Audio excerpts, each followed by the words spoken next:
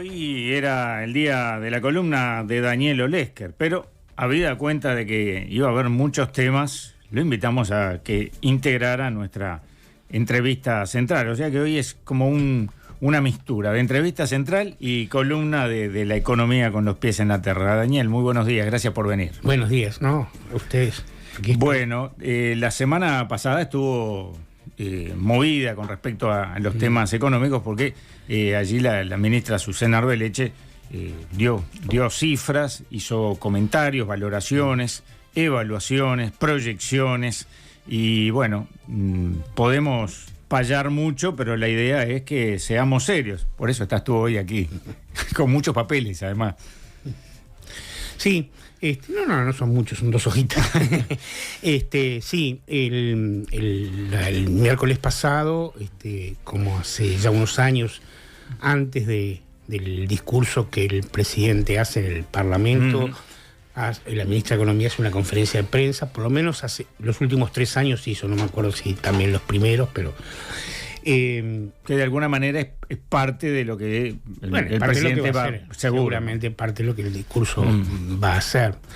Y ahí yo creo que para analizar esa conferencia que de alguna manera intentó resumir los resultados más recientes, yo creo que hay 3 capítulos que vale la pena discutir.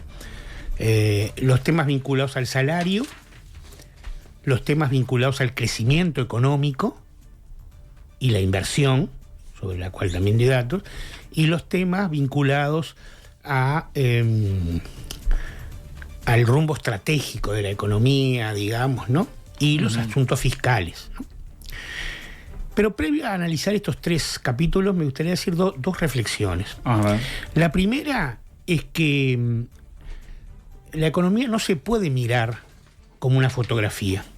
La economía es una película. O sea, si nosotros miramos la fotografía y decimos, bueno, ahora hay más puestos de trabajo que en 2019, o ahora, como voy a tratar de mostrarlo después, el salario real alcanzó el nivel que tenía 4 años atrás, y por lo tanto en el 2023 creció,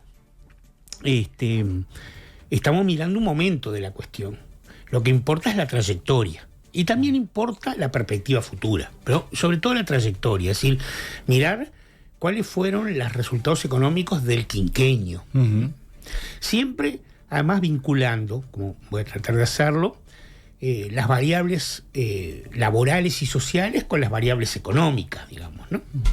Entonces, empecemos por el capítulo del salario, que es el capítulo más relevante, del cual además ya antes de que la ministra hiciera esta conferencia, el ministro de Trabajo había hecho declaraciones sobre el logro que se había generado y eso. Entonces, en el tema del salario, lo primero es el resultado. ¿Cuál es el resultado? El resultado es que el salario promedio que los trabajadores y las trabajadoras cobraron en el año 2023, en términos de poder de compra, de los bienes que puede comprar, lo que se llama el salario real, es igual al del 2019, o sea, al que tenían los trabajadores 4 años atrás. Entonces, yo marqué 7 puntos sobre este resultado que me parece que hay que analizar. El primero es ese, ¿no? El resultado. El promedio del salario real está igual que en 2019. En realidad, para ser estricto, está 0,2% por debajo. Pero saquemos ese.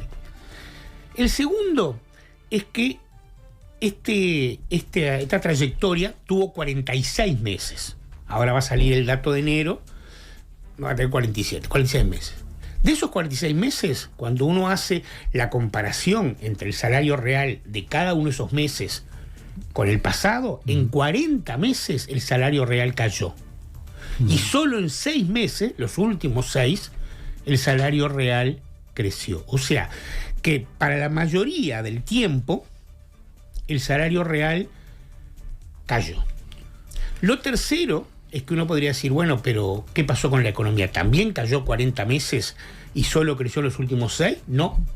En el caso de la economía, la caída fue el primer año, pero ya el segundo, el tercer año y este cuarto la economía creció.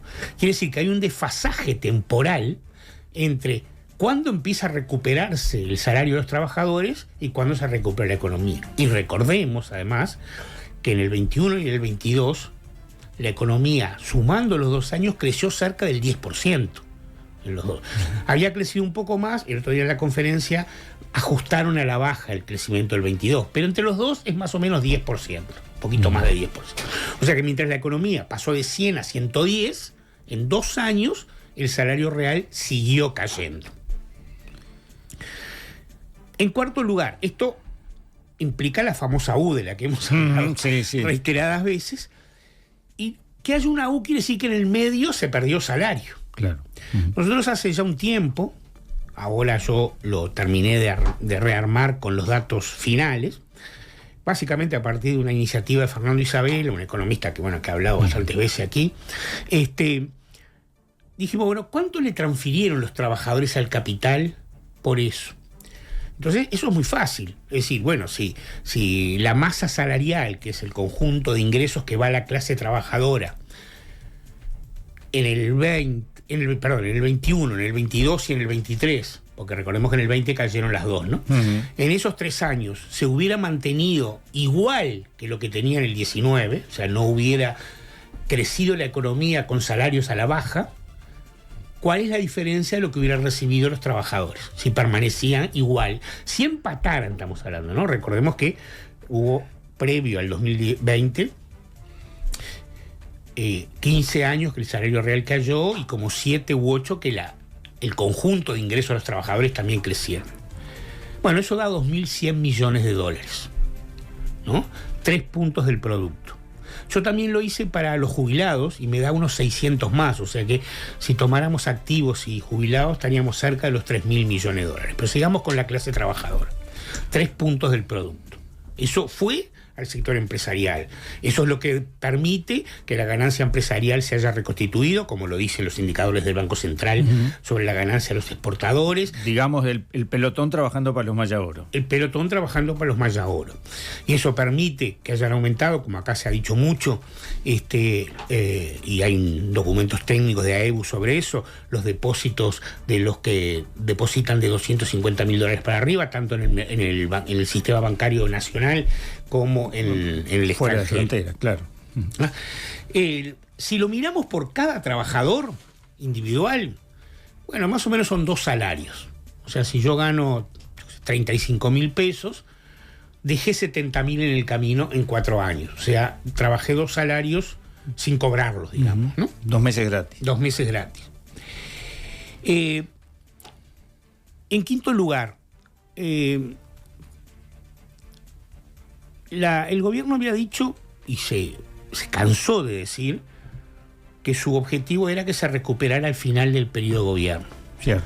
Ya mostré que es un resultado pírrico, que no sirve para nada, que transfiere riqueza, pero los datos es que se recuperó un año antes. Entonces nos tenemos que preguntar por qué se recuperó un año antes. Y se recuperó un año antes porque después de la caída salarial del 2020, hubo 2 rondas de consejo de salarios para recuperar. Y el gobierno se propuso que se recuperara en la primera ronda, en la novena, solo el 40% de lo que se había perdido en 2 años. Lo que se había perdido en el 20, en 2 años solo el 40%. Y el resto en la siguiente ronda. Y hubo sindicatos que con su lucha sindical quebraron esa pauta salarial y lograron recuperar antes. Hay muchos más, pero yo siempre pongo los ejemplos que me acuerdo: el SINTEP de la enseñanza privada, la FOICA de la carne, el CIMA del medicamento, la FUS, el ZUNCA, la UNRWA. No recuerdo si todos los grupos, pero la mayoría de los grupos, porque la UNRWA tiene... Claro, es muy variado. Tiene muchos grupos de consejo de salario. El caso de las imprentas, en el caso del Sindicato de Artes Gráficas. Bueno, hubo muchos que aceleraron esa recuperación. Entonces, porque la economía política es esto, es un objetivo que propone un gobierno y un resultado que depende de cómo ese objetivo se plasma en la confrontación entre los sectores que participan de él. Y los sindicatos lograron acelerar. Si no, la pérdida hubiera sido mayor, la recuperación más lenta y los 2.100 millones de dólares hubieran sido bastante más. Y finalmente un apunte sobre algo que me parece que es importante ver y que seguramente cuando estén los datos definitivos de la encuesta de hogares 2023 se van a poder saber con exactitud, es que no todos ganaron igual. Y acá, para decir que no todos ganaron igual, o sea, no todos empataron igual, vamos a decir, seguro. Vamos a corregirla, ¿no? Igual después hablaremos de los triangulitos. Por eso. No, y son los 2.100 millones de dólares, claro, ¿no? Y los claro. dos salarios que se perdieron. Casi nada. Pero no todos empataron igual, y acá hay dos razones. Por eso hoy dije que eran 7 puntos. La primera razón la dijo la ministra. La ministra dijo: la recuperación del salario real estuvo influida en 0,5% por la baja del IRPF. Y nosotros sabemos que el IRPF afecta a 1/3 de los trabajadores. Lo pagan 1/3 de los trabajadores, que son los que están más altos en la escala salarial, ¿no? Claro. Bueno, entonces sí, hubo 1/3 de trabajadores que se benefició de eso y eso le permitió mejorar su salario, y 2/3 que no lo tuvieron. Quiere decir que los salarios más altos recuperaron más que los más bajos. Pero la segunda y última razón para terminar el capítulo salarial es que algo que es histórico en la discusión con los trabajadores, y es: pero mi canasta no es, a mí no me subió 2% el consumo, a mí no me subió 5%, yo voy al supermercado y pago todo más caro, ¿no? Esa es una discusión, claro, que me acuerdo cuando arrancaron los consejos salarios en el 85, era así, de todos los días, ¿no? Hasta tanto que hubo una fuerte presión porque la central construyera su propio índice de precios, cual hubiera sido además muy costoso y relevante, porque finalmente el promedio es el promedio. Pero ¿qué pasa? En el promedio las cosas influyen distinto. La inflación desde que asumió este gobierno fue 30%. Quiere decir que cuando decimos que hoy los trabajadores en promedio empataron, es porque su salario nominal aumentó 30%. Pero 30 contra 30 están empatados. Pero los alimentos, que es un componente de la inflación, el otro es la vestimenta, el otro es la vivienda, el otro son los artículos del hogar, el otro son los esparcimientos, bueno, así todo así, aumentó 38%. Y cuando uno va y se mete particularmente en algunos alimentos, ¿no? El arroz aumentó 55%, la harina 45%, el aceite 70%, ¿no? O sea, el supergas 63%. Entonces, si en mi canasta los alimentos y los combustibles, básicamente... Claro, te iba a decir de los combustibles, pero claro, básicamente lo que se utiliza es el supergas. La nafta también aumentó más que el promedio, aumentó 48%, y hay un conjunto importante de trabajadores, incluso de ingresos medios y medios bajos, que utilizan el auto o moto. Sí, pero además impacta en la economía, el aumento de los combustibles, ¿no? Pero ahora digo en el bolsillo del trabajador. Claro. Le impacta más. Si yo gano 30.000 pesos, lo que gasto en alimentos, en proporción a mi ingreso, es mayor. Claro. Entonces, mi inflación es más alta. Entonces, en realidad, hay un problema. Y recordemos que el Cuesta Duarte había hecho aquel estudio de los que ganaban menos de 25.000 pesos, que eran al año 22 100.000 más que al año 19, y esos son los que están recuperando más lentamente por efecto de estas dos variables, de que no se benefician de la baja del IRPF, y dos, los precios de los alimentos. Este es el primer capítulo, que es el salario. El segundo capítulo es el crecimiento. Y esto me parece que hay que mirarlo como también una alerta. La economía pegó un gran salto. En el 21 y el 22 creció, repito, ahora con el ajuste que hicieron del 22, porque la ministra dijo que los impactos de la sequía no se habían subvalorado, digamos, ¿no? Claro. Eso pasa siempre, ¿no? En general, las cifras de PBI, incluso las del 23, que van a salir ahora en abril del 24, siempre son provisorias, porque después, bueno, hay una serie de ajustes. ¿Tá? Pero ahora con los ajustes ya sabemos que la economía creció un 10 más o menos. Un 10 en esos 2 años. Si le restamos lo que perdió en la pandemia y le sumamos el magro 0,5% que va a aumentar este año, estamos en un 3,6%. Ese es el aumento del cuatrienio, digamos. Ahí está. Pero el último año fue 0,5%. Y ese último año significó que la economía se enlenteció. Entonces, en el 24, ¿qué va a pasar? No hay perspectiva. La perspectiva dijeron que era 3,1, que ya es una cifra mediana, que va a ser que si fuera 3,1 completaría el quinquenio con 8%, o en 5 años, de las tasas más bajas de la historia reciente. Es verdad que podemos sacar la pandemia y el promedio entonces en vez de ser 1 y pico por año pasa a 2 y pico, pero sigue estando en niveles tendencialmente bajos, porque claro, bueno, después del boom, vamos a decir, 21-22, bajó en el 23 y no es muy alto en el 24. Entonces, hay perspectivas de que esta situación económica, de esta U que mejoró y que, porque no, la U no es solo para el salario, la U es también para la pobreza, la U también es para el gasto público social, todo ajustó duramente y ahora está recuperando, estén en discusión. La inversión, la ministra pone una gráfica que dice que la inversión aumentó 20% respecto al 19.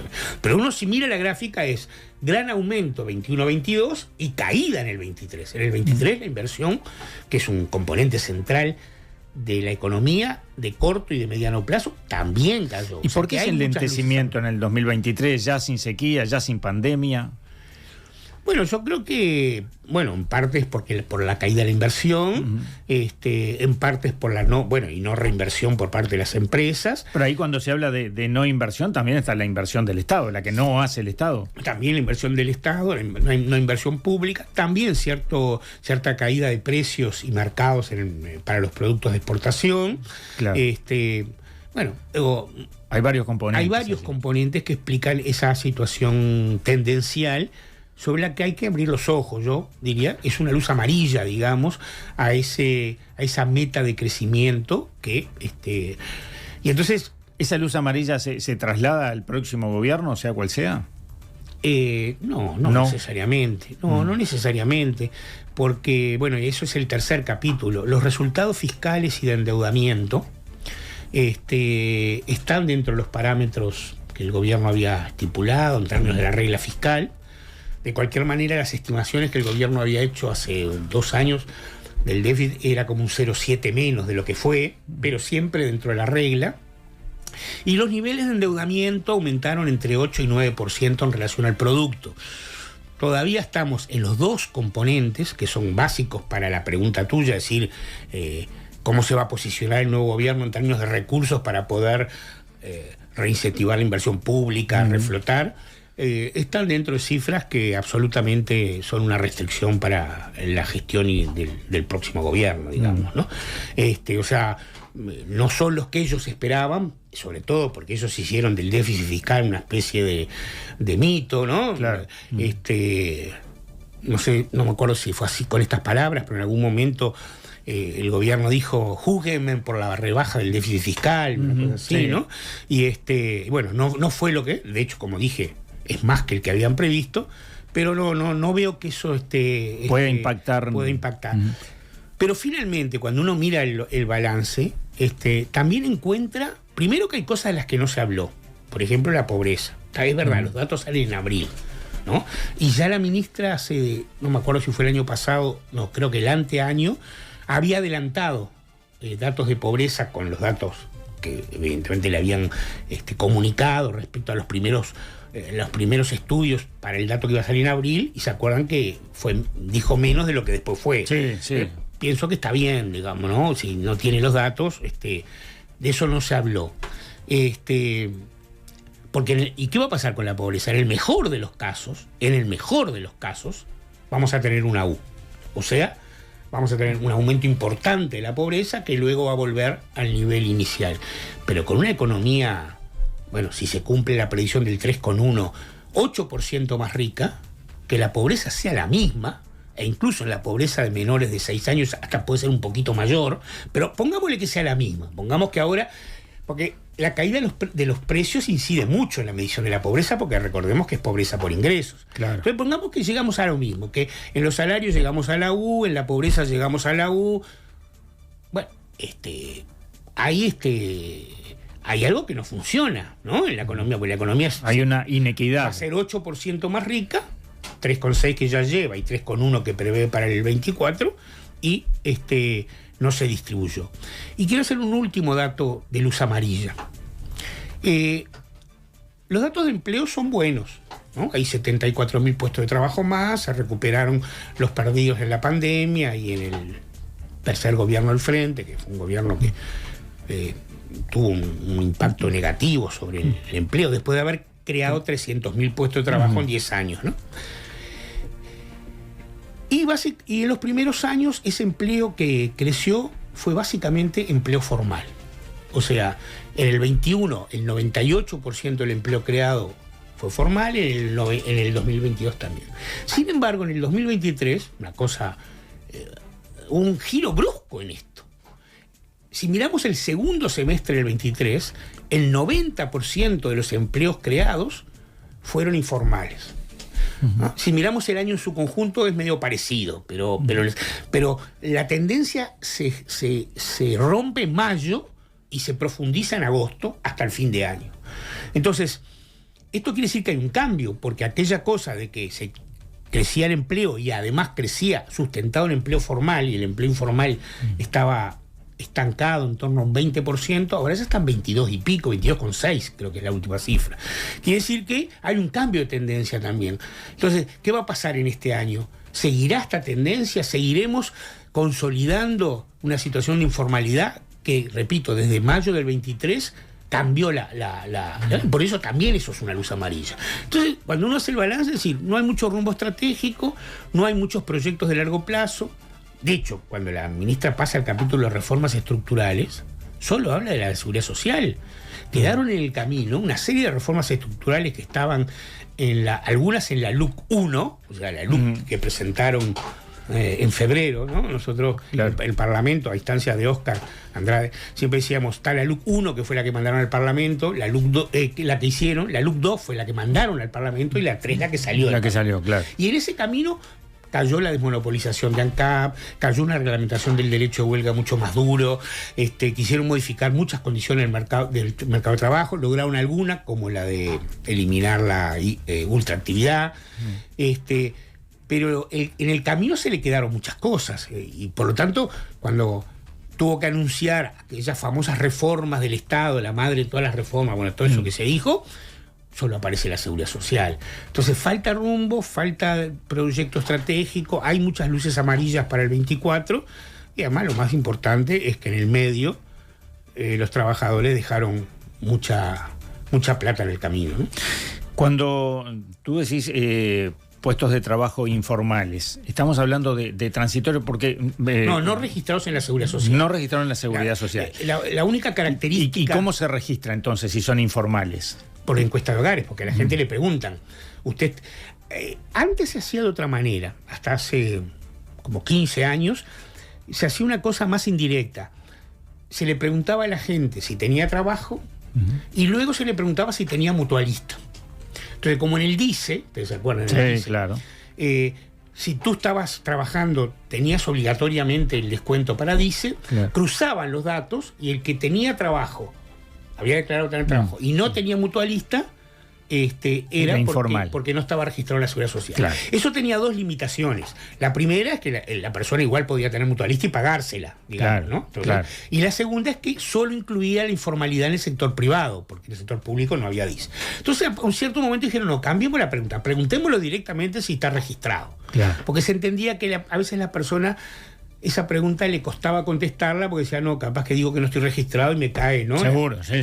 Pero se preguntó eso y ese es el resultado. La persona que contesta que no está registrada aparece como ocupado informal. También hay otra categoría que también aumentó levemente estos últimos años, que es el subempleo, o sea, el que trabaja menos horas de las que quisiera trabajar. Claro. Pero yo creo que el principal problema es... Y quiero decirlo además, no estuvo en el discurso de la ministra, pero lo hemos hablado acá también, es que cuando uno mira las cifras del mercado de trabajo, también encuentra enormes desigualdades. Desigualdades entre varones y mujeres. Desigualdades por edad. Hay casi 150.000 desocupados, 80.000 tienen menos de 29 años. O sea, 1 de cada 6 que está desocupado es menor de 29 años. Desigualdades de etnia, es más en la raza negra que en los blancos. Desigualdades por nivel educativo, un grueso de los desocupados no culminaron el ciclo básico. Y desigualdades territoriales. Cuando uno mira el desempleo o el desempleo y la informalidad sumadas, en el noreste es mucho más alto que en el resto. Artigas, Cerro Largo, 33, Rivera, parte de Tacuarembó, un poco en el litoral, y después si lo mira dentro de Montevideo y Canelones, es muy distinto en determinados barrios o ciudades, en el caso de Canelones, que otros. Entonces, lo que finalmente resulta es que el problema del trabajo es un problema global que hay que enfrentar, pero es un problema que requiere una política direccionada. No le quiero llamar focalizada, porque a veces lo focalizado parece que estamos hablando de un segmentito pequeñito, que no. Focalizada, direccionada. Direccionada territorialmente, direccionada por edad y género, direccionada por nivel educativo, direccionada por etnia. Es decir, bueno, si va a haber una política laboral para promover el trabajo, tanto con empleo público como por subsidios al sector privado, tiene que estar direccionada para que ingresen los que efectivamente está demostrado que tienen menos capacidad de conseguir trabajo, ¿no? Claro. Daniel Olesker, por acá nos llegan comentarios, como por ejemplo, clarísimo, Daniel Olesker, tremendo pedagogo de la UDELAR, dice Walter, bueno, clarísimo, decía Janet, por allí, qué buen economista Olesker, se le entiende todo, dice alguien también, LN, pero no tengo el nombre, así que bueno, muchos elogios, así que muchas gracias. Te vamos a hacer charlar de nuevo en 15 días más o menos, estamos conversando de estos temas. Perfecto, seguimos conversando sobre estas luces amarillas y otra vez, ¿no? Nosotros tenemos que siempre analizar la película y nunca quedarnos con una foto puntual que además casualmente coincide con el año electoral, ¿no? Foto te van a sacar ahora antes de ir. Gracias por venir. Info 24, la actualidad que nos mueve.